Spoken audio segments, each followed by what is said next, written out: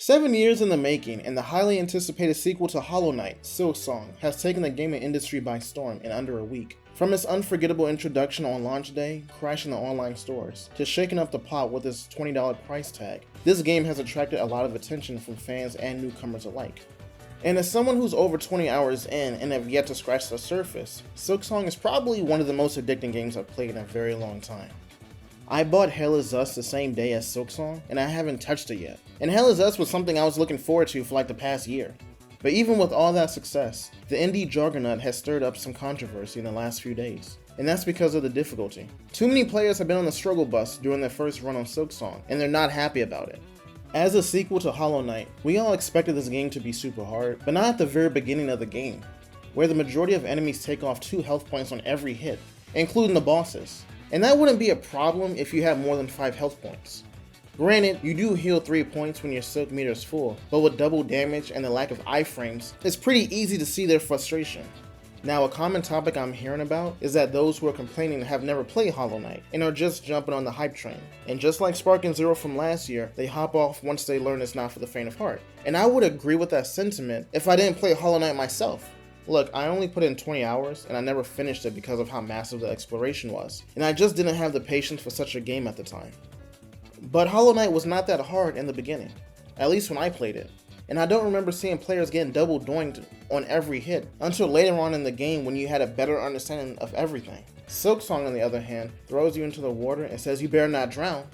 While Hollow Knight lets you ride around with training wheels, Silksong puts you on a 10-speed bike and pushes you into oncoming traffic, with the same amount of faith Goku had for Gohan when fighting Perfect Cell.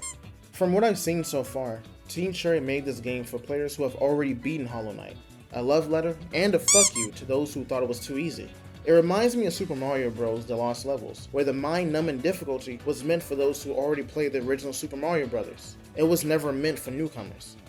But that was a time when video games were a lot more niche. With games being a lot more mainstream nowadays, it's understandable why people are having a hard time with this game, especially for the fans who waited nearly 10 years for a sequel, only for them to deal with possibly one of the hardest games in a long while. And I understand this is a Souls-like Metroidvania, so skill issue and is going to be tossed around quite a bit.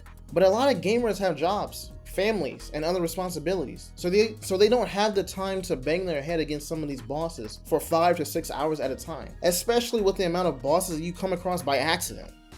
Now personally, the difficulty doesn't bother me too much because it's just that fun for me. In fact, the only issue I do have are those fucking flying enemies.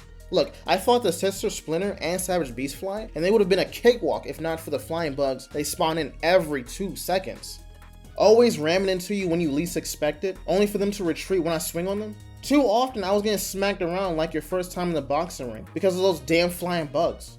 And don't get me started on the runbacks. Some of these boss runbacks are ridiculous. Sometimes it feels like the game doesn't respect your time for how atrocious these runbacks can get.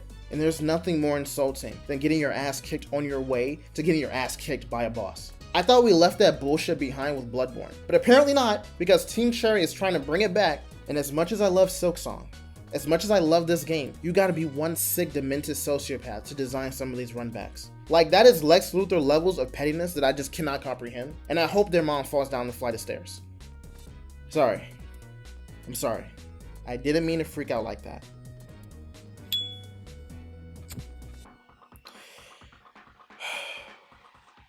With that being said, I do understand where both sides are coming from. But with video games being so mainstream, players should have the option to choose their preferred difficulty. And you do see that popping up more often, but I guess Team Cherry prefers to keep it the way it's intended. But I find that a bit contradictory because they lowered the difficulty in specific points in the game, namely the Sister Splinter and Moor Ring. And funny enough, I didn't hear many players complain about those bosses. The Sister Splinter boss isn't too difficult because she has a very predictable pattern. Again, the only issue was the flying enemies. And as far as Moor Ring, I haven't fought him yet, but that boss fight comes with your partner in the form of, I forgot the guy's name, Gorman or something? Gorman and Zaza. They help you in that fight. So those are pretty specific areas that I don't think people really complaining about. They're difficult, sure, but not so crushingly demoralizing. Again, the biggest issue of complaint was the double damage so early on. If they don't want to drastically change the difficulty, that's perfectly fine, but at least give players an option to turn off the heavy damage from enemies. But really, that's just my 2 cents. What do you guys think?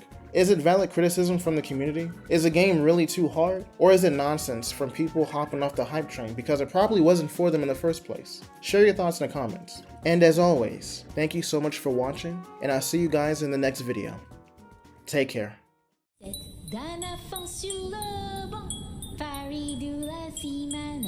Doni point à vos lunettes, pina sans mi manicette, d'un